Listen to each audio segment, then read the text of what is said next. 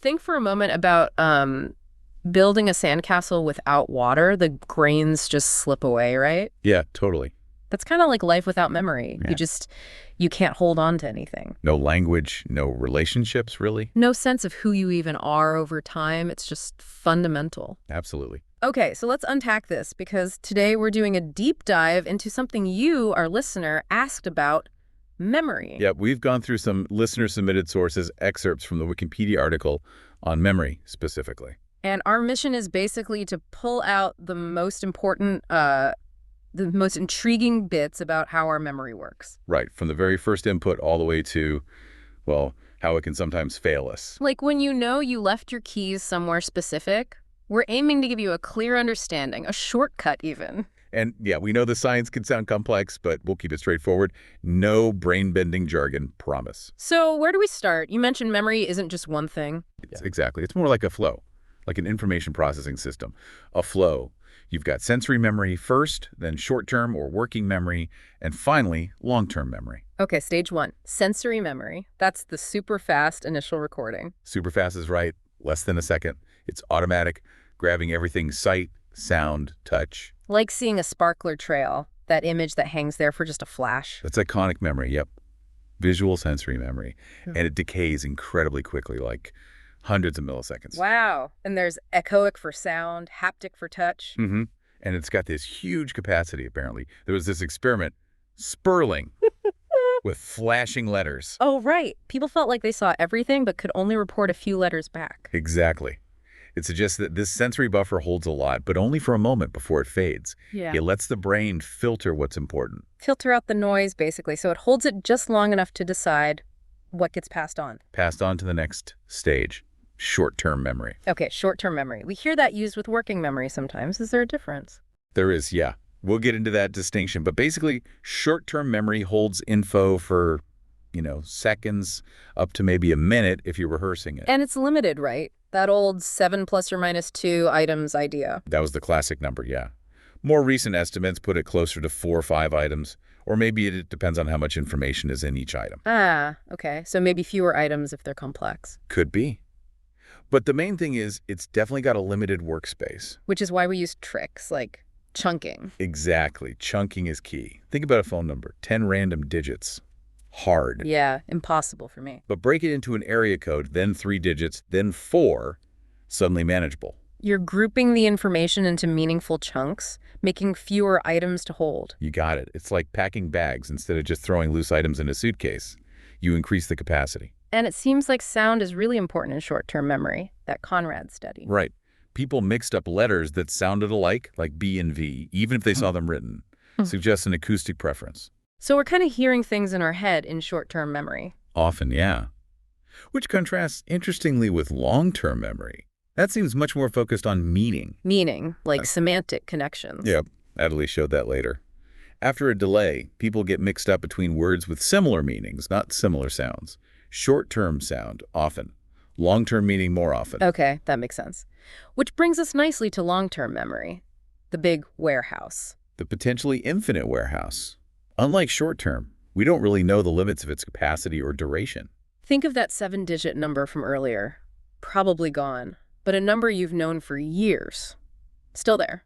That's the difference. And within long-term, we have different types, like episodic memory. Episodic, that's like your personal timeline, specific events. Exactly. The what, when, and where of things that happened to you. Your first kiss, Yeah. that trip last summer, Yeah, your personal story moments. got it. And the brain basis is different too, right? Short term is more like temporary electrical patterns. Kind of transient patterns, yeah. In the frontal and parietal lobes mostly. Long-term memory involves more lasting physical changes. Changes in the connections between neurons throughout the brain. That's the idea. Stable changes in neural connections. And the hippocampus is crucial for making that happen. Ah, the hippocampus always pops up. So it helps consolidate the memories, move them from short-term to long-term, but it doesn't store them itself. That's the current understanding, more or less. It's like the librarian organizing the books and putting them on the shelves, but it's not the library itself. And that patient HM who couldn't form new long-term memories after surgery, that really highlighted the hippocampus's role, didn't it? It absolutely did. Though, interestingly, later analysis showed his removal wasn't quite complete, which adds nuance. Our understanding is always evolving. So it's critical for consolidation, getting things into long-term storage. Yes. And some really wild research is looking at the fundamental biology now. Things like DNA methylation. Changes to the DNA itself. Not the sequence, but how it's marked, yeah. And even, this is really out there, potential links to prion-like genes for very long-term stability. Prions, like in mad cow disease. That sounds weird. It does, but it's a specific type of prion-like mechanism hypothesized for memory maintenance, not disease. The point is, long-term memory isn't passive. It requires active biological processes, like making new proteins. Absolutely. That's well established now. Gene transcription, protein synthesis. Studies in rats showed gene expression changes in the hippocampus after learning. Our experience has actually sculpted our gene activity related to memory. Wow, so memory's literally written into our biology, down to the genes. Okay, so this consolidation process, moving from short to long term, how does that work biologically? The article mentioned backpropagation. Backpropagation. That's more of an AI concept, really, a way for systems to learn from errors. There isn't strong evidence our brains use that specific mechanism for memory consolidation. Okay, so not backpropagation. What is supported? There's more evidence for things like positive feedback loops involving our neuroendocrine system. Chemicals like arginine, nitric oxide, endorphin receptors, they seem to reinforce important memories. Like tagging them as important, keep this. Kind of, yeah. And we see this across species, insects, birds, mammals, us. And even glial cells, the brain's support crew, seem to be involved. Okay, so it's an active biological reinforcement. Now, these models of memory, the multi-store model first, Atkinson-Shiffrin. Right, the classic 1960s model. Sensory store, short-term store, long-term store. Information flows through. And the main way to get from short-term to long-term was rehearsal, repeating stuff. That was the main mechanism proposed, yeah. But we now know it's too simple. How so? For one, long-term memory isn't just one big box. It has different kinds, like declarative and procedural. Also, we remember lots of things without constant rehearsal. Right, you don't rehearse everything you remember. Exactly. And it saw each store as a single unit. But patient KF, for example, had bad auditory short-term memory, but his visual short-term was fine. That suggests separate systems even within short-term memory. So short-term memory itself isn't monolithic, which leads to the working memory model, Baddeley and Hitch. Precisely. They proposed this in the 70s. It replaces that passive short-term store with a more active, dynamic, working memory. Think of it as your mental workbench. A workbench with different tools. Kind of. You've got the central executive that's like the manager, directing attention, then the phonological loop for sound and language. The inner voice that rehearses things. That's the one. Limited capacity explains why long words are harder to remember in sequence than short words, the word length effect. Okay, and the visuospatial sketchpad for images and space. Yep, your mind's eye and sense of space, what you use to mentally rotate an object or map out a route. What about people with aphantasia who can't visualize? Does that sketchpad just not work? That's a great question. It likely functions differently. They might process spatial info more abstractly, without the conscious visual imagery. It's still being researched, but it shows the system's flexibility. Interesting. And there's one more part, the episodic buffer. Yeah, that was added later. It's like a temporary storage space that integrates info from the loop, the sketchpad, and long-term memory. It puts things in sequence, adds context. So it binds everything together into a coherent episode. Basically, yeah. And this whole working memory model helps explain why doing two different tasks, like listening to music and drawing, is easier than two similar tasks, like listening to two conversations. Because the similar tasks compete for the same workbench tools, the same resources. Exactly. Okay, so that's the processing system. Now let's dig into the different kinds of memories we actually store. Recognition versus recall first. Yeah, fundamental distinction. Recognition is knowing you've encountered something before, like seeing a face and knowing it's familiar. It often feels easier, more automatic. It often is. Recall is actively retrieving information without the cue being right there, like answering an essay question or remembering someone's name. More effortful. Got it. Then we can categorize by the type of information, like topographical memory. Yeah, your sense of direction, recognizing places, your internal map. If that fails, you get lost. Happens to the best of us. And flashbulb memories, those super vivid ones. Right, usually tied to big emotional public events. The article mentions JFK, 9/11, the Sydney siege. People often feel they remember exactly where they were, what they were doing, with crystal clarity. But are they always accurate? That's the catch. The feeling of clarity and the emotional tag are strong, but research shows the details can actually decay or get distorted over time, just like other memories. Huh. So the confidence isn't always matched by accuracy. Okay, diving into long-term memory divisions. Declarative versus procedural. Yeah, Anderson's distinction from the 70s. Declarative is the knowing that memory, things you can consciously recall and declare. Facts, events. Explicit memory. And that splits into semantic and episodic. Correct. Semantic is your general world. Knowledge, facts, concepts, vocabulary. Like knowing Paris is the capital of France. Stuff you know, but maybe don't remember when you learned it. Often, yeah. Episodic is your memory for specific personal experiences tied to a time and place, your autobiography. Remembering your trip to Paris. And the hippocampus and medial temporal lobe are key for this declarative stuff. Very much so, especially forming and retrieving them. Your personal life story, your autobiographical memory, is mostly episodic. Visual memory for faces and scenes fits in here too. Okay, so that's declarative. What about procedural? That's the knowing how memory, implicit memory. Skills, habits, things you learn through practice, often without conscious awareness. Like riding a bike or typing. Perfect examples. You just do them. It's often really hard to explain the steps verbally.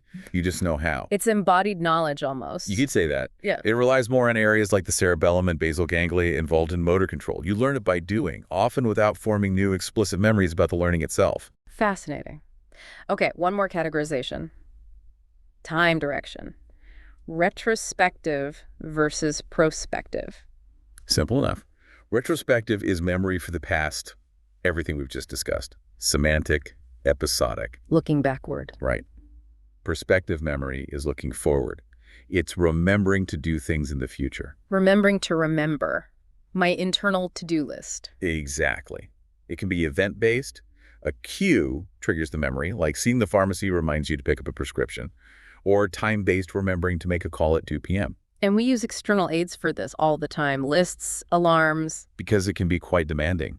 Relying purely on internal cues for future actions is tricky. Tell me about it. Okay, so how do researchers actually study all this, especially in, say, infants who can't talk? Yeah, studying baby memory needs clever tricks. For recognition, they use things like habituation. Show a baby the same picture repeatedly until they get bored. They look away faster. Right. Then pair that old picture with a new one.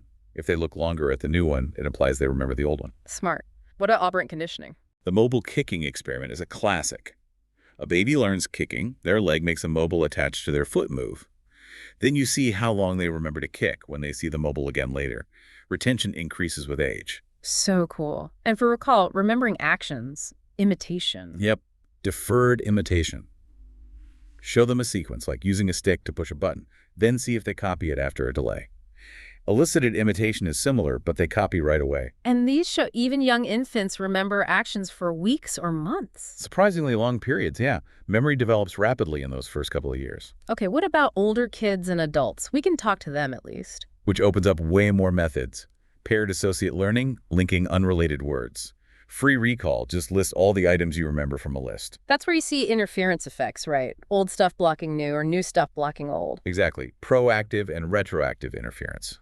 Then there's cued recall, like fill in the blanks. Recognition tasks, like multiple choice tests. Easier than free recall, usually. Often. Also, detection paradigms for visual stuff, the savings method, how much faster you relearn something, and implicit tasks that measure memory without asking directly. A whole toolkit. Okay, Yeah. but memory isn't perfect. Let's talk failures for transients, just fading away. Pretty much. It's the natural decay of memory over time. Happens at all stages. Often forgetting is fastest right after learning, then slows down, like a leaky bucket. And absent-mindedness. That's probably my biggest issue. Huh. Join the club. Yeah. That's usually a failure of attention during encoding. If you weren't really paying attention when you put your keys down because you were thinking about something else. You never properly encoded where they were, so you can't retrieve it later. Makes sense. Pay attention. It's step one for remembering. Lesson learned. Okay, physiology. Brain bits involved. Hippocampus, amygdala. We've touched on those. Hippocampus for spatial declarative stuff. Amygdala for emotions, tagging memories with emotional significance. That memory enhancement effect for emotional events. Exactly. Absent if the amygdala is damaged. But memory isn't just in those spots. It's about changes in connections between neurons. Synaptic changes. LTP and LTD. Long-term potentiation, strengthening connections. long-term depression weakening them. Think of it like carving pathways in the brain. Used pathways get stronger, unused ones fade. And hormones play a role too. Stress hormones. Yeah, cortisol, epinephrine, released during excitement or stress, they can actually boost the storage of recent events. Amygdala stimulation does something similar. But didn't we say stress can be bad for memory too? It's a balance. Acute, moderate stress around the time of learning can enhance it, but chronic, prolonged stress, that can damage the hippocampus and impair memory.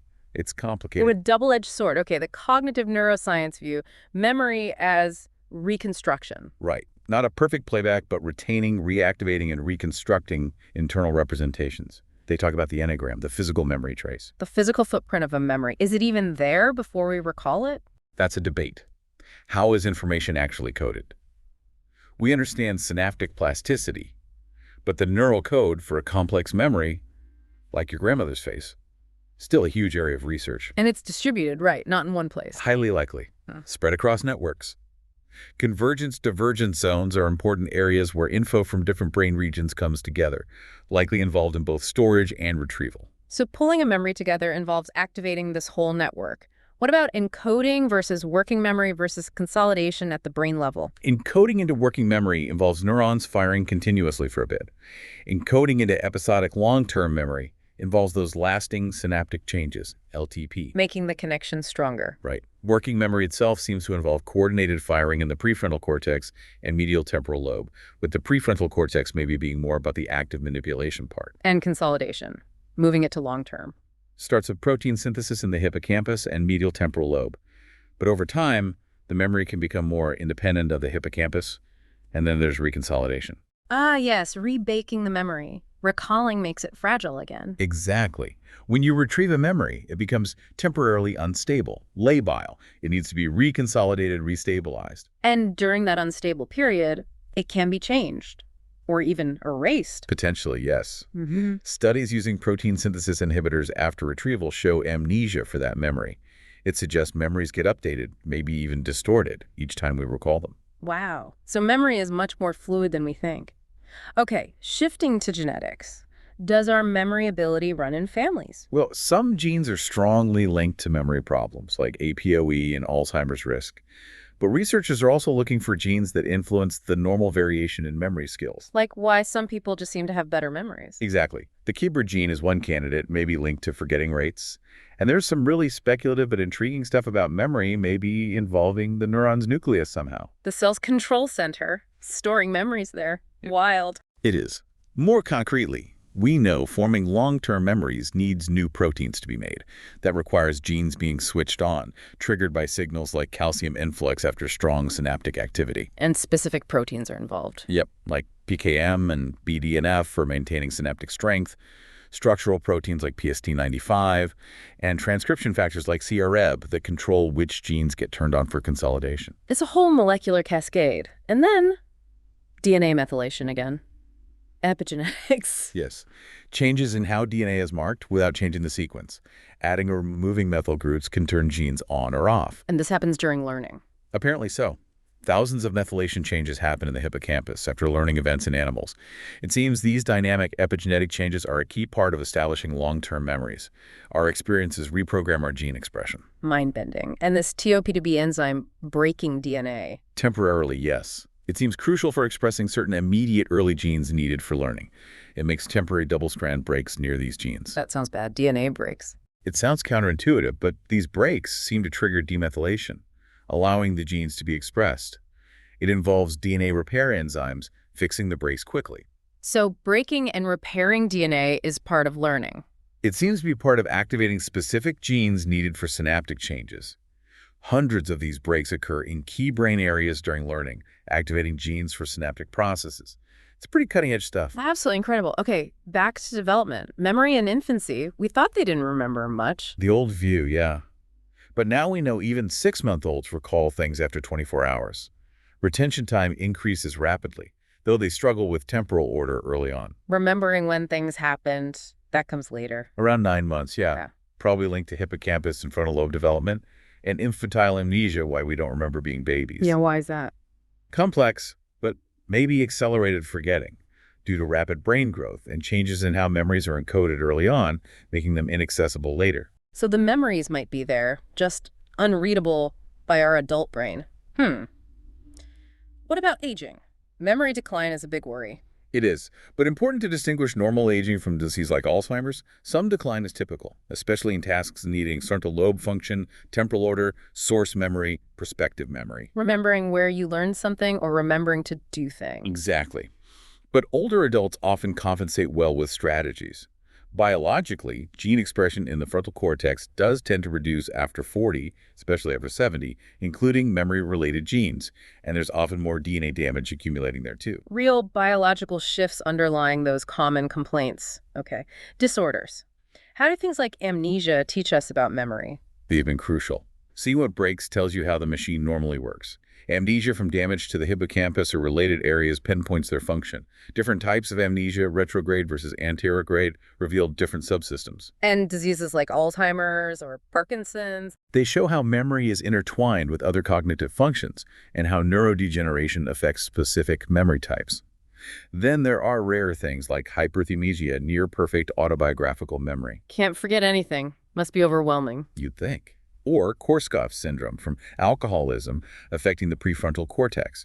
Even the tip of the tongue feeling or memory fog after viruses like COVID shows memory's vulnerability. It really highlights the complexity. Okay, final big section. Influencing factors. What messes with memory or helps it?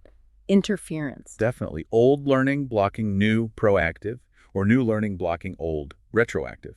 Though sometimes old learning helps new learning, positive transfer. And stress. We touched on this. It's complicated. Very. Hormones affect encoding. Acute stress might enhance memory for the stressful event, but chronic stress damages the hippocampus. Interestingly, context matters. Recalling in the same context as stressful learning can sometimes help retrieval. Implications for exams, eyewitnesses. Huge implications. Prolonged stress, trauma that can cause real damage and memory loss over time. And socioeconomic factors linking to chronic stress seem to impact memory performance too. Managing stress is key then. What about sleep? Absolutely critical. Sleep consolidates memories, strengthens the neural connections. Slow-wave sleep, deep sleep, seems particularly important for transferring memories from the hippocampus to the neocortex for long-term storage. The hippocampus replays events during sleep. That's the theory, yeah. And sleep deprivation, bad news. Impairs learning, focus, makes you more prone to false memories because things aren't transferred properly. Brain scans even show sleep activity mirrors prior learning activity. So sleep is active memory work, not just rest. Okay, construction for general manipulation. Memory isn't a recording. Not at all. It's constructive. We rebuild memories when we recall them. Loftus and Palmer's car crash study is a classic example. Changing one word in the question, smash versus hit, changed people's memory of the speed and even broken glass. The misinformation effect. Scary. It is. And just imagining doing something can create a false memory of having done it. Even implanting false childhood memories is possible. And in mice, using optogenetics, they can literally implant false associations. Implanting memories, sci-fi stuff, and reconsolidation comes in here again. Yes, because when a memory is recalled and becomes labile, it's vulnerable to this kind of manipulation or misinformation before it gets stored again. So recalling a memory potentially opens it up to being rewritten with errors. That's the implication. It highlights memory's malleability, maybe potential for therapy, weakening bad memories by recalling them differently. But the science on reconsolidation is still debated, especially how robust it is for all memory types. Fascinating and slightly unnerving. Can we actively improve our memory then? Yes, definitely. Lifestyle helps hugely. Exercise, even light exercise, helps across ages. Healthy diet, managing stress, memory exercises, they all contribute to better cognitive function. And specific techniques, mnemonics. The art of memory. Things like the spacing effect spreading out study is way better than cramming. Spaced repetition systems like flashcards. The method of loci associating things with locations on a familiar route. The old memory palace technique. Exactly. Plus general brain health stuff.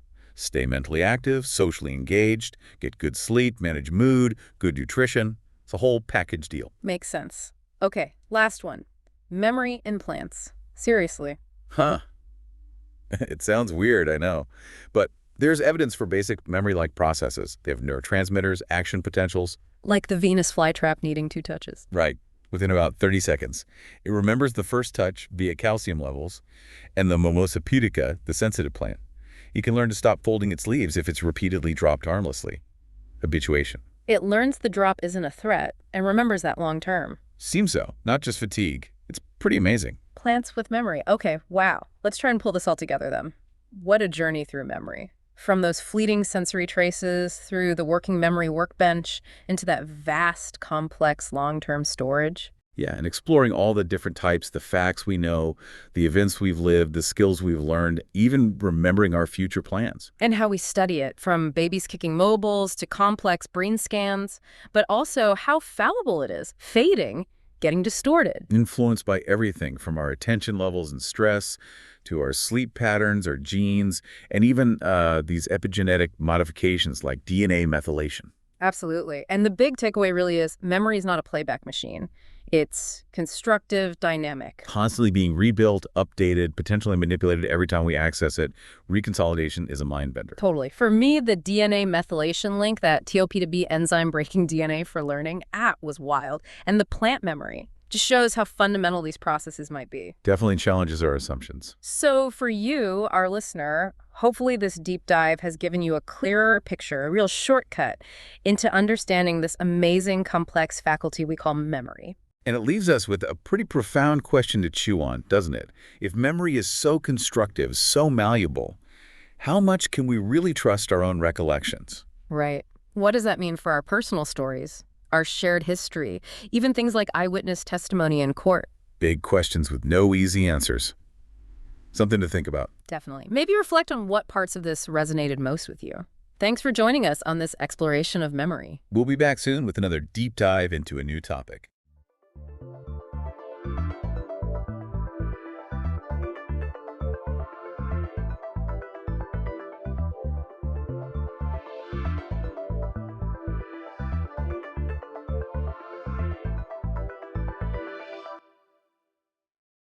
Welcome to the Deep Dive. Today we're tackling a big one, the International Monetary Fund. Ah, yes, the IMF. You sent us a pretty in-depth Wikipedia entry, and, well, our job is to cut through it all. We want to give you a real understanding of what the IMF is, what it actually does, how it got here, and, why there's so much debate around it. Exactly. Think of this as your shortcut to being well-informed about a major player on the world stage. And it is a major player. The source we have is comprehensive. It covers everything from the IMF's basic goals, its quite long history, right through to how it's structured, its impact, and, yeah, the criticisms. So we're going to zero in on the key stuff. That's the plan. Find the core knowledge, maybe uncover some surprising aspects of this global financial institution, tailored for you if you want to get up to speed quickly but thoroughly. Okay, so let's start with the basics then. What exactly is the International Monetary Fund? Right. Well, it's a major international financial institution. It was established way back in July 1944. Bretton Woods. That's the one, the Bretton Woods Conference. Key figures involved were Harry Dexter White from the U.S. and John Maynard Keynes from the U.K. Ah, Keynes. Big name. Huge name. And interestingly, they had quite different ideas about what the IMF should primarily be. Different ideas, huh? Okay. Okay, let's unpack that a bit. What were their sort of initial visions? Okay, so White's vision was, let's say, more like a traditional bank. He was really focused on making sure countries that borrowed money could actually pay it back. Stability, repayment. Makes sense from a lender's perspective. Absolutely. Keynes, on the other hand, he pictured something more like a cooperative fund. Member countries could dip into it to, maintain economic activity, keep employment up during crises. So more of a buffer. Kind of. White was about system stability, preventing defaults. Keynes was more about managing downturns, cushioning the blow. Which vision won out? Well, largely, White's view shaped the IMF we know today. That focus on repayment, it sort of positioned the IMF more as a disciplinarian, perhaps? Rather than a purely cooperative fund. Right. Keynes' vision might have led to something more proactive in preventing crises. And this basic difference, it still shapes the debates today, Is the IMF mainly about financial stability for creditors or supporting economic well-being in member countries? That's a really interesting tension right from the start. So from those ideas back in 44, how did it grow? It began with just 29 member countries. The immediate goal was, obviously, rebuilding the international financial system after World War II. And now? Now, it's huge. 191 member countries. That's 190 UN member states, plus Kosovo. Wow, 191.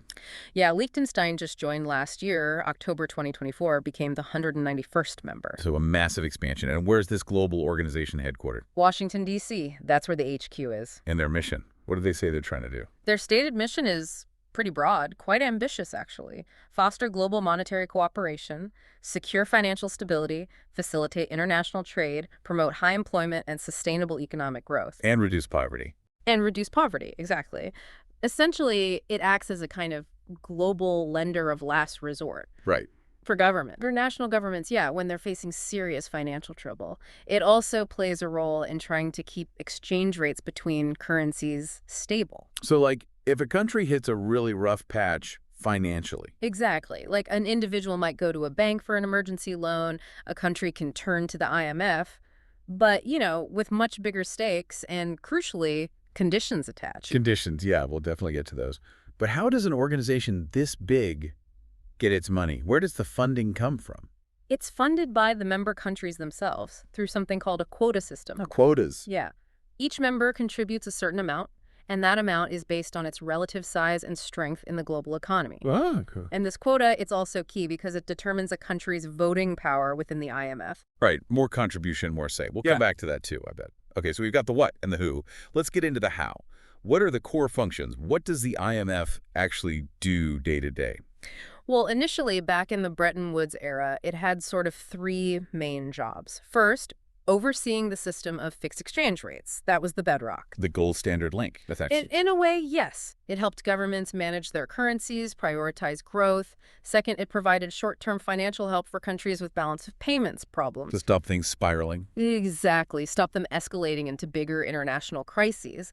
And third, maybe less emphasized now, it was also meant to help rebuild the global economy after the Depression and WWII. Even providing capital for things like infrastructure sometimes. Well, those functions must have changed, right? Because the fixed exchange rate system didn't last. You're absolutely right. It collapsed in 1971. That's when the U.S. ended the dollar's convertibility to gold, the Nixon shock, as it's often called. Big moment. Huge. And it fundamentally reshaped the IMF's purpose. With floating exchange rates becoming the norm, the IMF had to pivot. Pivot to what? Toward surveillance. Monitoring the macroeconomic policies of its member countries, especially those countries that had loan agreements. So watching over their economies. Pretty much.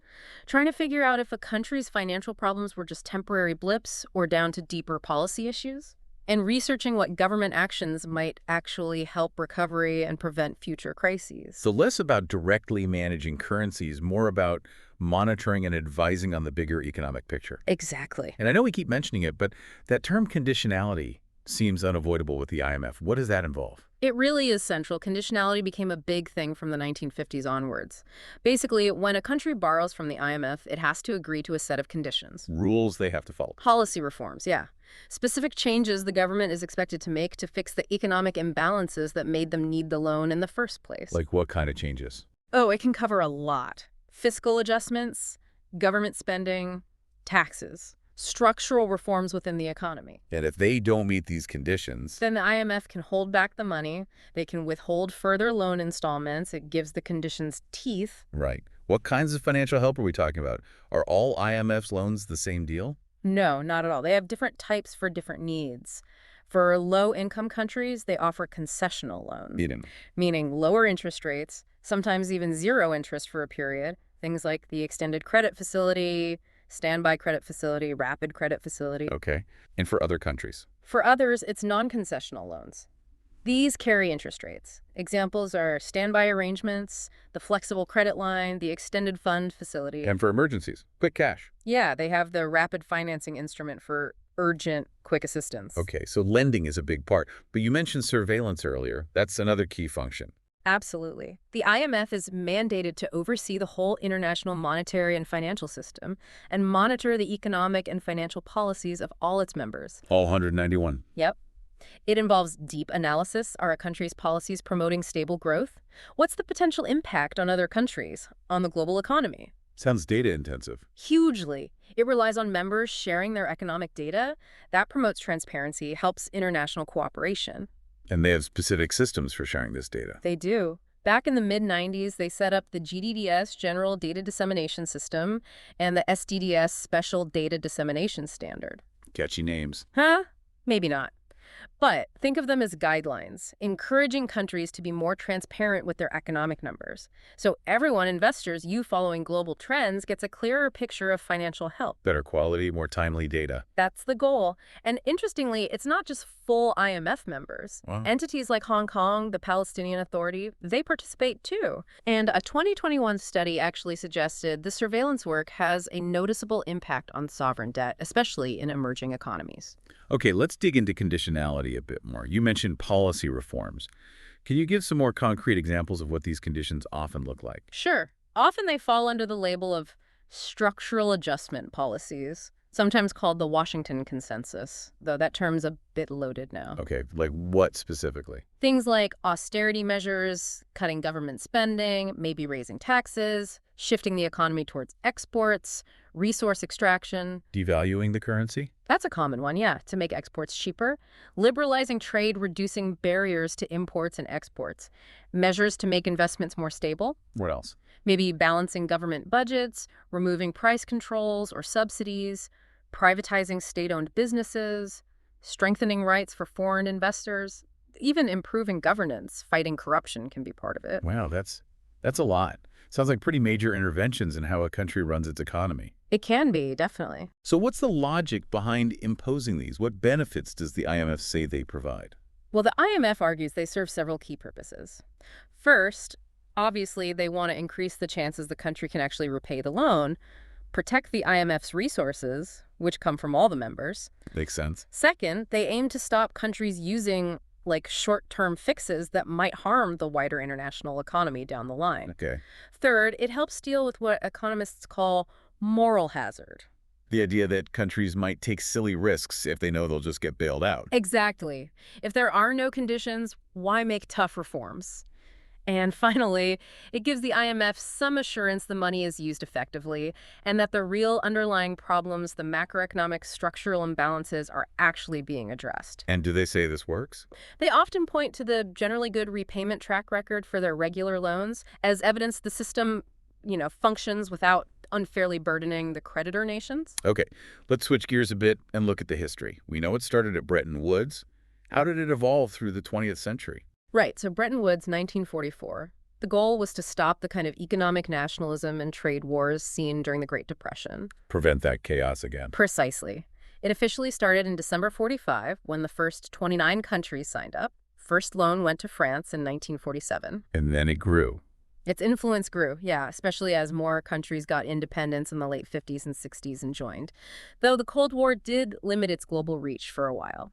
And then came 1971. The big turning point. Bretton Woods collapses, Nixon shock, we move into floating exchange rates. So the IMF's role shifted more towards that broad macroeconomic surveillance. That was formalized by the Jamaica Accords in 1976. And the 80s, I feel like that was a big decade for economic ideas. It was. Influenced heavily by figures like Reagan, Thatcher, the IMF increasingly pushed market liberalizing reforms through those structural adjustment programs tied to its loans. More conditions. More conditions, often with a specific free market flavor. And interestingly, their stance on capital controls also shifted. How so? Well, initially the IMF allowed countries to use capital controls. But from the 80s onwards, they increasingly favored the free movement of capital across borders. But wasn't allowing controls meant to give countries more policy space? Why move away from that? The argument, the prevailing belief then, was that free capital flows would lead to a more efficient allocation of resources globally, boosting growth. But that's been criticized too, right? Oh, heavily criticized over time. Some argue it increases financial instability, especially for developing economies. It's another one of those ongoing debates. Okay, so what about the 21st century? What are the defining moments more recently? Well, the early 2000s saw big loans to Argentina and Uruguay during their crises. Then, interestingly, by the mid-2000s, overall IMF lending was actually pretty low as a share of the world economy. Things were calmer. Seemed that way for a bit. Then came the global financial crisis and its aftermath. The Greek bailouts in 2010, 2011, 12 were massive.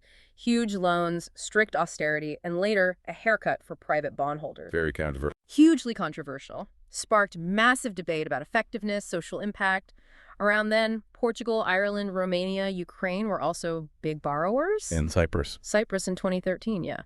That involved imposing losses on uninsured bank depositors, the bail-in, another really contentious move. So lots of crisis management. A lot. And it led the IMF to revisit how to handle sovereign debt restructuring in 2013, talking about things like reprofiling operations to make debt more sustainable. Yeah, they're notable things.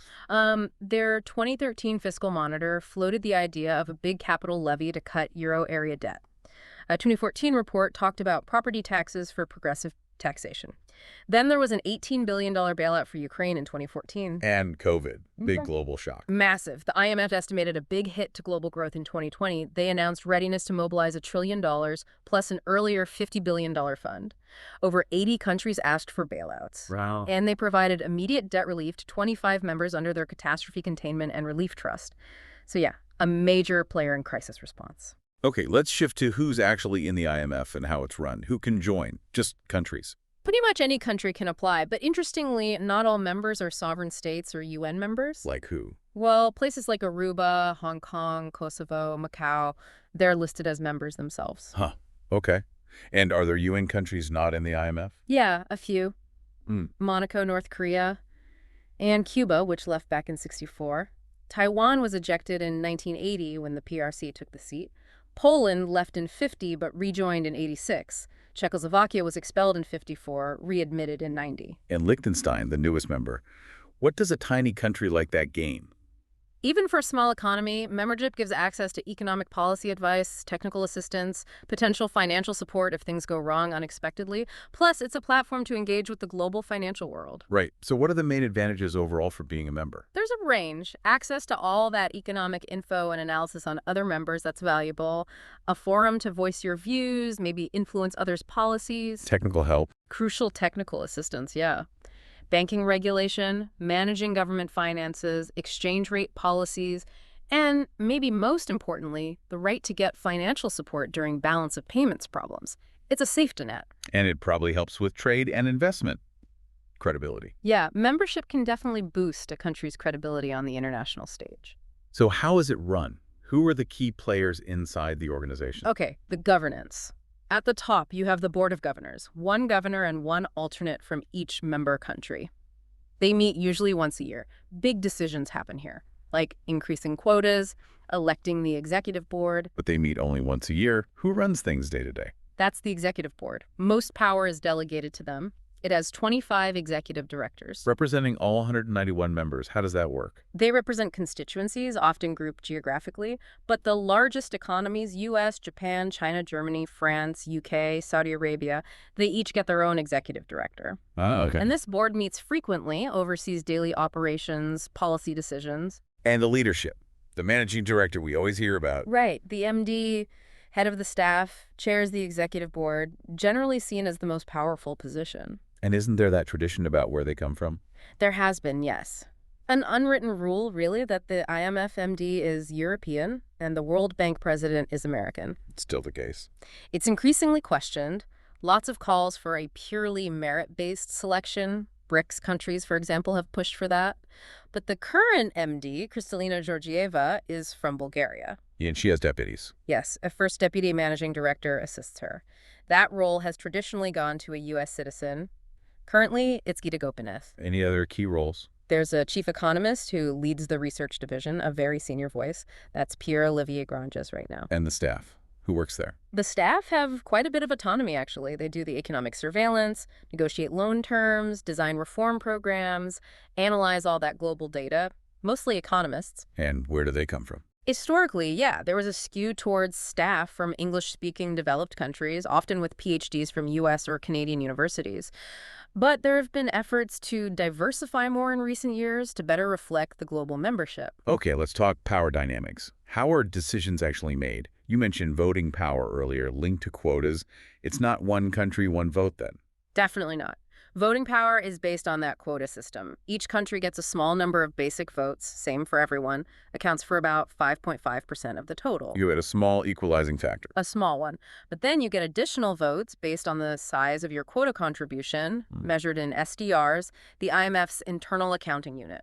So bigger economy, Bigger quota, more votes. Exactly. Wealthier countries contribute more and get more voting power. And, crucially, major decisions usually need an 85% supermajority vote, Which means? which means the countries with the largest voting shares have effective veto power over significant changes. The U.S., for instance, holds over 16% of the votes. So it's like a shareholder model almost. In a way, yes. The quota system raises the money for loans and links financial contribution to voting power. Economic weight translates to political weight inside the IMF. Are there criticisms of this system? Downsides. Oh, absolutely. One big one is inflexibility. Quotas get reviewed, but adjustments can lag behind how fast economies actually grow or shrink in the real world. So voting power might not reflect current economic reality. Exactly. Dynamic emerging economies can feel underrepresented. There have been calls for years to reform this, give developing countries more say. Some reforms in 2008 and 2015 did shift about 6% of quota shares, bringing countries like Brazil, China, India, Russia into the top 10 members. It's still a gap. Still a significant gap. And then there's the fundamental divide. Developed countries are usually the creditors, providing the money. Developing countries are often the borrowers, using the money. Which creates tension. Inevitably. Tension over governance, over the conditions attached to loans. Critics argue the system can sort of institutionalize a subordinate position for borrowers. How often do countries actually use IMF money? Has that changed?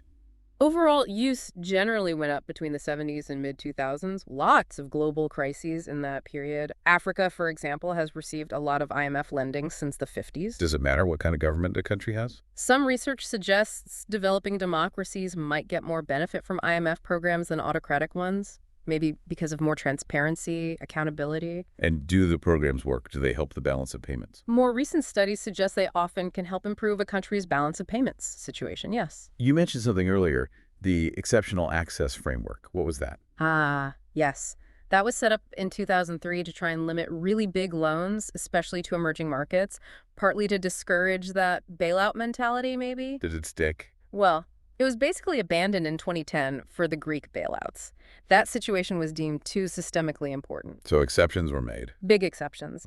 And that whole episode really fueled the debate again about how to handle sovereign debt restructuring, making debt sustainable. Right. Now, the really big question, what's the actual impact of the IMF? Is there consensus on whether it's mostly good or mostly bad for countries? That's the million-dollar question, isn't it? And honestly, the evidence is really mixed. A big study back in 2002 basically said there's no consensus on the long-term effects of IMF programs on growth. No clear answer? Not really. Some research suggests loans might help reduce future banking crises, but maybe increase the risk of political crises. Interesting trade-off. Yeah, they might help lessen the blow of currency crises. But other studies say programs are less effective if the country has a strong patron in a developed country. And the impact on growth itself. Again, mixed. Some research links loans to reduced growth, maybe because of moral hazard or cuts to public investment. Others see potential positive impact. So, yeah, no easy answer. The impact seems very context-dependent. Which leads us straight into the criticisms. And there seem to be quite a few. What are the main lines of attack? One huge one is the perceived dominance of developed countries, especially the U.S., in decision-making. We talked about the voting power. Right. Critics also say the IMF sometimes assumes problems are purely domestic, not looking enough at external shocks like the 1973 oil crisis. They argue the fund didn't distinguish well enough between external causes and internal policy failures then. And the policies themselves. Some policies are seen as actively anti-developmental.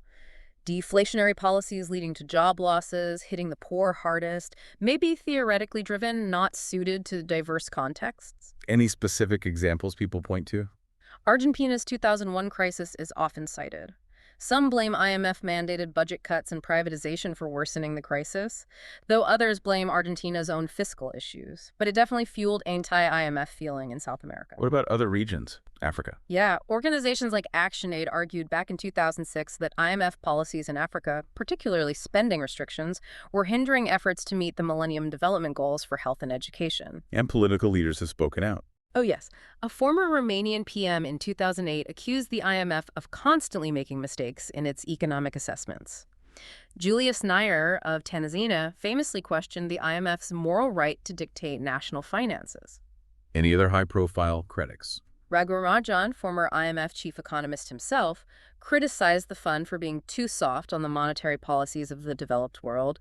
There were also concerns when Zambia got debt relief, but then quickly racked up debt again. And conditionality that seems to be ground zero for a lot of criticism. Absolutely. It's a huge focus. Critics say conditions are often out of touch with local realities, local cultures. One size fits all. That's the accusation, that the economic advice doesn't consider the real-world impact on people. It can undermine country ownership. If countries don't feel the reforms are theirs, they're less likely to stick. I think I remember a quote about belts. Jeffrey Sachs, yeah. Yeah. Budgetary belt tightening to countries who are much too poor to own belts. A powerful image. Highlighting the hardship. Exactly. Critics argue conditionality can weaken domestic political institutions, cause public anger, political instability, lead to cuts in essential services, raise unemployment. Based on narrow assumptions. Sometimes, yes, that the problems are always of a certain type, solvable by a standard toolkit, and countries might only accept the conditions because they're in a desperate crisis. Does it affect inequality? There's evidence suggesting IMF programs can worsen income inequality, raise the Gini coefficient. Joseph Stiglitz, another Nobel laureate, argues the IMF often reflects the interests and ideology of the Western financial community. Some even call it a new form of colonization. That language is used, yeah. Economic colonization via debt and imposed policies. And there are criticisms about politics influencing decisions and supporting controversial regimes. Yes, definitely. International politics, especially U.S. influence, is seen as playing a role. And there have been accusations historically of the IMF supporting dictatorships friendly to Western corporations. Mobutu in Zaire is often mentioned. Despite corruption or human rights issues. That's the criticism, that the IMF showed apathy, maybe even hostility, to democracy and human rights concerns sometimes. Is there a counter-argument? The counter is often that economic stability has to come before democracy can flourish. And some recent studies found no evidence IMF lending undermines democracy, maybe even some positive conditional effects, though another study suggested the causality might run the other way. So, again, debated. What about impacts on specific things like food or health? Yes. Those criticisms exist too. Civil society groups, even Bill Clinton at one point, criticized policies for potentially destabilizing peasant farmers in developing countries by promoting subsidized imports. And health. A 2009 study linked strict conditions to more TB deaths in Eastern Europe. A 2017 review found negative effects on maternal and child health in some cases. Okay, so a lot of serious criticisms. Yes. Given all that, what are the reform proposals? What changes are people suggesting? Well, one idea is closer partnership with specialist UN agencies like UNICEF for Children, FAO for Food, UNDP for Development, bringing in more specific expertise. Makes sense. Jeffrey Sachs argues it's not just the IMF that needs reform, but development economics itself. He says loan conditions need to go hand in hand with trade reform, debt cancellation for the poorest, and more aid for infrastructure. And the big one, U.S. influence and voting reform. That's central. Scholars generally agree IMF decisions aren't just technical. Politics and economics of powerful members play a big role. The U.S. is the most powerful, historically resistant to losing its leadership spot. But weren't there reforms to give emerging economies more power? There were, notably agreed in 2010. But ratification, especially by the U.S. Congress, took years until 2015, highlighting the difficulty. And did they make a big difference? They shifted some power, yes, but OECD countries still hold a clear majority of votes, the U.S. alone over 16%. So criticism continues that the structure disenfranchises much of the developing world. How does the IMF fit into the bigger picture of globalization? It's seen as a key part of that whole system. Yeah. Global financial markets, national governments, and these global governance bodies like the WTO and World Bank. Creating a global power system. Some analysts, like Derber, argue exactly that, shifting sovereignty. Alexander Titus compares it to institutionalizing global inequality, even calling it global apartheid. Strong words. Very. These institutions are both a symptom and a cause, a stimulus of globalization. They inevitably limit, to some extent, a state's control over its own economy. And is the IMF adapting to new financial tech, digital currencies? Interestingly, yes. They launched something called the Universal Monetary Unit, or U, in April 2023, via a partner authority. It aims to facilitate international banking, trade, SWIFT transactions using wholesale FX rates. A global digital currency. Sort of an international central bank digital currency concept. They're also working on a platform for CBDC transactions between nations, partly maybe to counter the rise of private cryptocurrency. Fascinating. Now, we should probably touch on scandals. Have there been issues with IMF leadership? Yes, unfortunately. Christine Lagarde, when she was MD, was convicted in France over preferential treatment in a case from her time as finance minister. The IMF board expressed confidence in her, though. And others. Rodrigo Rato, another former MD, was arrested in 2015 for alleged fraud and later convicted of embezzlement related to his time running a Spanish bank. His sentence was confirmed in 2018. Right. Finally, are there alternatives emerging? Other institutions? There are some initiatives, yes. The African Union proposed an African Monetary Fund back in 2011. BRICS.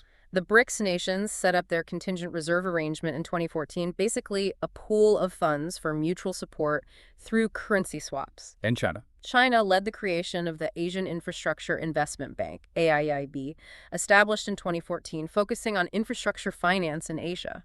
These are seen as potential alternatives, maybe with different priorities or governance. We should probably also briefly mention the IMF pops up in popular culture sometimes. It does. Documentaries like Life and Dead about Jamaica or Debtocracy about Greece. There was a Portuguese album called FMI, even mentioned in the film Our Brand is Crisis. It filters through. Okay, we have definitely covered a lot of ground here. A real deep dive into the IMF. We have. From its origins at Bretton Woods, through its functions, its long and often pretty dramatic history, the complex way it's governed. And all those debates, the criticisms about its impact, conditionality, and even the alternatives popping up. Yeah, it's clearly a complex beast, hugely influential, shapes the global economy, gets strong support for its stabilizing role, but also faces really significant criticism. What strikes me as particularly interesting, thinking back, is that shift you mentioned on capital controls.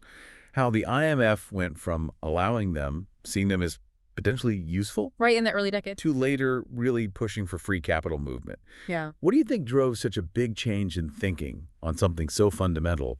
Food for thought. It really is. And understanding the IMF, well, it's just crucial if you want to grasp how the global economy actually works. Its decisions, its policies, they have real, tangible effects on economies, on people's lives worldwide. Absolutely. It shapes how countries deal with crises, how they pursue development. And this discussion, deep as it was, really only scratches the surface, doesn't it? Oh, definitely.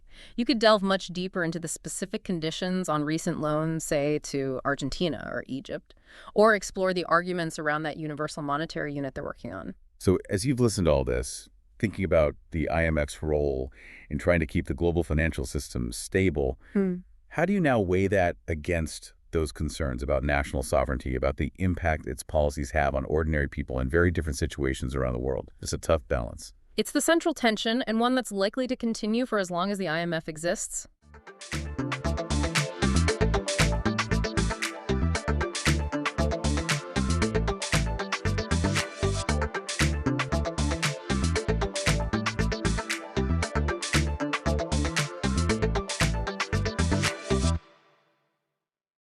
There's just something about the ocean, isn't there? Oh, absolutely. That Yeah. immense unexplored realm. It really gets the mind racing. And for centuries, well, one of the big questions has been, what else is down there? Totally. From the earliest voyages, the unknown depths have inspired both awe and, well, apprehension. It's led to these really vivid tales of creatures beyond our everyday experience. And that's exactly where we're heading in this deep dive, right into the fascinating world of sea monsters.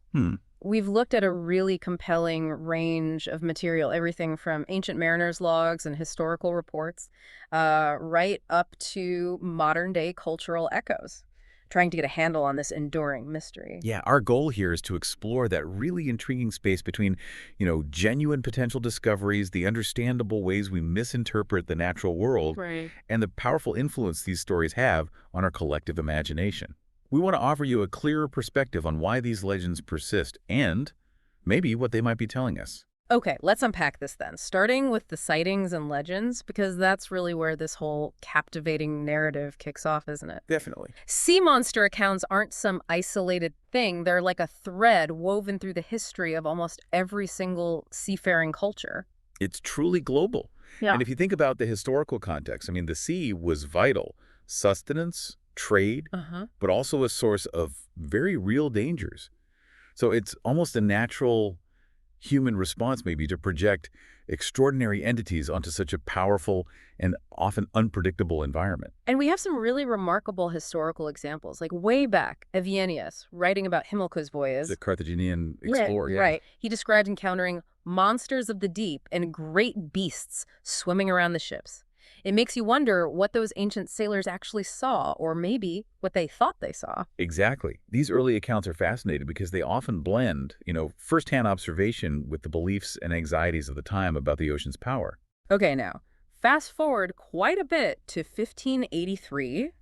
Sir Humphrey Gilbert, after his voyage claiming Newfoundland, he reported seeing a lion-like monster with glaring eyes. That's such a striking image. Isn't it? And it highlights a key thing about these reports. Yeah. The sheer variety in descriptions, which might mean different creatures or maybe just different cultural expectations shaping what people recorded. Then we get that incredibly detailed account from 1734, Hans Aded, the missionary in Greenland. Oh yeah, that's a classic. Well, he vividly described a creature longer than his ship, small head, short, wrinkled body, enormous fins, a tail, and its head towering above the ship's crow's nest. That's quite a picture. It's a very specific description. Yeah. And as the zoologist Richard Ellis suggested back in '99, it does bear a notable resemblance to a giant squid. Really? A giant squid? Well, the sheer scale, certain features, it could potentially align with a very large cephalopod, a squid or maybe an octopus-like creature. And this highlights a key point.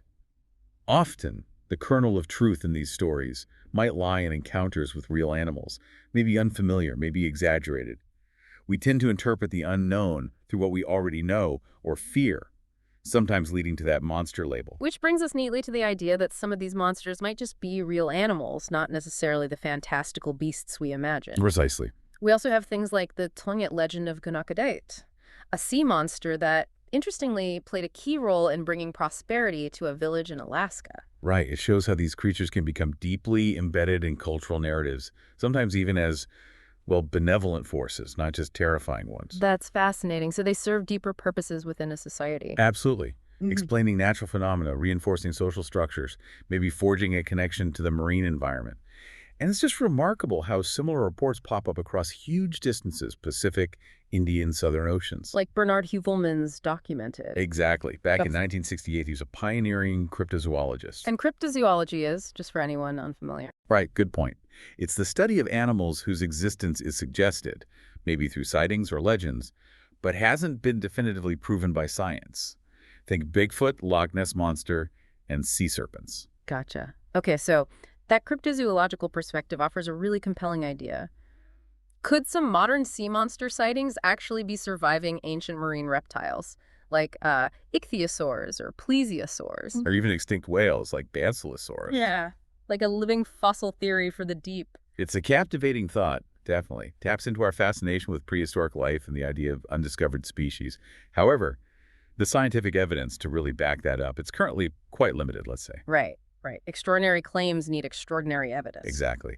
And we also need to consider more, mundane explanations. For instance, severe ship damage, sometimes blamed on sea monsters, could very well be the result of powerful tropical cyclones. That's a crucial point, Occam's razor. Maybe consider all possibilities. And speaking of more grounded theories, back in 1892, Anthony Cornelis Oudemans, he published The Great Sea Serpent. Based on tons of sighting reports, he proposed that many sea serpent sightings could actually be an unknown type of giant, long-necked pinniped. Like a huge seal or sea lion, but with a really long neck. Essentially, yes. A specific biological hypothesis trying to fit the descriptions within known animal groups, just bigger, much bigger. Interesting attempt to rationalize it. It was, trying to find a biological basis. But honestly, the most likely explanations for many, many reports are probably far less extraordinary. Like what? Misidentified carcasses of sharks and whales, drifting kelp forests that look like a serpentine shape on the surface, floating logs, other junk like discarded fishing nets, even damaged rafts. Yeah. The open ocean. It can play tricks on your eyes. Which leads us perfectly into our next section, alleged carcasses. Because if you find something monstrous washed ashore, that feels more concrete than just a glimpse at sea, right? You'd think so. And throughout history, there have been loads of reports of strange, unidentified organic masses washing up. Heuvelmans documented these too. They often fuel sea monster speculation. And they get called Globsters, Right. usually because they're these large, often kind of shapeless, featureless blobs. lobsters. Okay. And one of the most famous has to be the Zui Maru carcass, 1977. Oh, absolutely iconic case. Japanese trawler nets this bizarre thing off New Zealand. Theories start swirling immediately. Was it a plesiosaur? It captured the public imagination totally. It even ended up on a Brazilian postage stamp. No way. Yep. The photos showed this long neck, small head. It really bolstered the plesiosaur idea, but What? subsequent analysis, including work by the FBI actually, pointed towards a much more common explanation, a decomposing basking shark. Wow. Talk about a letdown for the monster hunters. A big one. And we've seen similar cases more recently. August 2001, a weird carcass washes ashore in Newfoundland. Again, sea monster headline. And that turned out to be... Sperm whale. Confirmed by DNA testing. Science providing a clear, if less exciting, answer. Okay. Then there was that thing in Los Moramos, Chile, July 2003. Initially described as a mammoth jellyfish as long as a bus. That's quite an image, isn't it? A bus-sized jellyfish. Totally outlandish. But again, further investigation. Another decomposing sperm whale. So what happens? Why do they look so weird? Well, it's about the decomposition process. As these huge animals decay at sea, their thick blubber layer can detach and lose its original shape, Okay. and the underlying collagen fibers, structural proteins, can become exposed. This creates this fibrous, almost hairy texture that can look really bizarre if you don't know what you're seeing. Ah, so these globsters are often just known animals, but decayed in a way that makes them unrecognizable. To the untrained eye, absolutely. And the Zui Maru case fits this too. Basking sharks, as they decompose, tend to lose their jaws and gill arches first, Right. which can leave the vertebral column and brain case looking like a long neck and small head, superficially resembling a plesiosaur. That makes sense. The key identifying features just rot away. Exactly. They're often the first things to go or get detached. And remember that 2017 story? The Guardian reported on a giant sea monster's corpse found in Indonesia. There was a photo. I think I remember that one. Yeah, while the article had a slightly tongue-in-cheek tone, these kinds of discoveries still grab public attention and keep the sea monster idea alive. It really seems like our first impressions, especially with something big and weird looking, can be way off base. Definitely. Okay, let's shift gears a bit. How have these mythical beasts become so deeply ingrained in our legends and culture? Because they're way more than just misidentified blobs, aren't they? They hold a powerful place in storytelling. Oh, absolutely. They're potent symbols in mythology, folklore, and they've had a huge ongoing impact on pop culture, movies, books, everything. Where do we even start? The sheer variety is just astonishing. It really is. Okay, how about Aspidocolone, the giant turtle or whale that looked like an island? Right, luring sailors to land on its back, then diving down, a classic deceptive trap. Terrifying. Speaks to the dangers of the sea, the deceptive appearances. Exactly. And then you have creatures like Bukanawa, the huge serpent dragon from Filipino mythology, often blamed for causing eclipses by swallowing the moon. Wow. And we can't forget the bloop, that crazy, powerful, low-frequency underwater sound picked up in '97. Ah, yes, the bloop. Well, it was likely geological, maybe ice calving. Or biological, maybe? Possibly, but its mysterious nature definitely sparked some wild sea monster theories for a while. And Capricorn, the Babylonian sea goat, that's ancient, and it's still a zodiac sign, linking the sea and the stars. It shows the endurance of these symbols. Many reflect fundamental cultural anxieties or ways of understanding the world, like Kaivalu. From South America. Yeah, Mapuche mythology. A powerful sea serpent embodying the destructive force of water, earthquakes, tsunamis. Then Greek mythology gave us Cetus, the monster sent to devour Andromeda. Classic myth. A tale of divine anger and heroism in Homer's dynamic duo. Charybdis, the whirlpool monster, and Scylla, the six-headed horror. Talk about a rock and a hard place. Literally. Navigating treacherous waters personified. Then you've got Syrian Crowan from Scottish folklore. And the Curid, whose bones supposedly made the Gaebulg spear in Celtic legend. That's specific. It is. Shows how intertwined these myths can be with heroic narratives. The devil whale, too, island-sized, demonic, pure fear of the immense unknown below. Absolutely. And the great fish from the Book of Jonah, a foundational story for so many. Norse mythology brings us Jörmungandr, the Midgard serpent. Encircling the entire world. And the Kraken, the giant octopus or squid dragging ships down. That's probably the most famous one today. Possibly, yeah. thanks to modern depictions. But the list just keeps going. Leviathan, Lusca, Makara, Proteus the shapeshifter, The sirens and their deadly songs. The Tanawa from Maori tradition. Tiamat, Timingila, Umibuzu from Japan, Yakuma from South America. It's a global bestiary of the deep. Truly incredible diversity. And each one carries its own rich cultural weight, tied to specific beliefs, history, attempts to explain the world. And these ancient myths have definitely stuck around in modern fiction, haven't they? Oh, for sure. Think H.P. Lovecraft's Cthulhu mythos. Right. Cosmic dread rising from the depths. Pure nightmare fuel. Totally. And films like Deep Star Slips or Jules Verne's 20,000 Leagues Under the Seas. Especially its depiction of the giant squid. Unforgettable. Indeed. The giant squid, though a real animal, often gets the sensationalized monster treatment in fiction. And Godzilla, the ultimate modern sea monster. Can't forget Godzilla. Or the Kraken popping up again in Clash of the Titans and Pirates of the Caribbean. Even in kids' stories, like the sea serpent in The Voyage of the Dawn Treader. A memorable one. And modern video games like Stranded Deep, animated films like Luca and the Sea Beast. They keep exploring our complex relationship with ocean wonders and terrors. It's clear these archetypes have a deep, enduring power over our imaginations. They really do. They tap into our sense of adventure, our primal fear of the unknown, and just plain curiosity about what else might be out there. Which brings us nicely to looking at some specific reported monsters throughout history, some of the older accounts that maybe laid the groundwork. Yeah, these historical reports give us a fascinating peek into how people saw the sea and its mysteries over time. We have Pliny the Elder talking about a huge octopus, seemingly different from the giant Pacific octopus we know. Right, makes you wonder, exaggeration, misidentification, or maybe something genuinely unknown back then. And the really weird sea monks described in medieval times. Very enigmatic, along with just countless reports of classic serpent-like sea monsters stretching way back. Pliny also mentioned tritons, though we'd need to dig into the specifics of those accounts. These older reports may be less detailed, more prone to changing in the retelling. Probably.